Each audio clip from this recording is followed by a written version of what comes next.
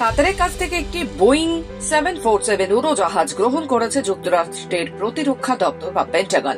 উড়োজাহাজটির সংস্কার ও নিরাপত্তা উন্নয়নের পর এটি ব্যবহার করবেন সাবেক প্রেসিডেন্ট ডোনাল্ড ট্রাম্প, এমনটাই জানিয়েছেন পেন্টাগনের মুখপাত্র শন বার্নেল।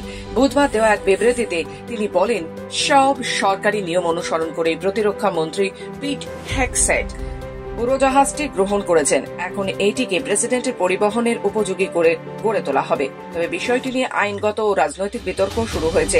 একাধিক সূত্র জানিয়েছে এখনো উড়োজাহাজ হস্তান্তরের চুক্তি চূড়ান্ত হয়নি। ট্রাম্প সামাজিক যোগাযোগ মাধ্যমে একে উপহার বললেও CNN এর অনুসন্ধানে জানা গেছে মূলত ট্রাম্প প্রশাসনই প্রথমে কাতারের সঙ্গে যোগাযোগ করেছিল।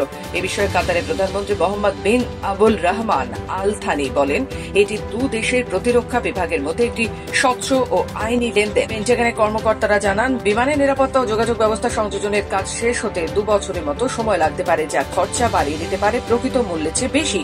উড়োজাহাজটি গ্রহণ এবং ট্রাম্পের ব্যবহারের উদ্দেশ্যে নিয়েও প্রশ্ন তুলছে অনেক আইন প্রণেতা। ডেমোক্রেটিক পার্টির সদস্যদের পাশাপাশি কিছু রিপাবলিকান নেতা ও বিষয়টি নিয়ে উদ্বেগ প্রকাশ করেছেন।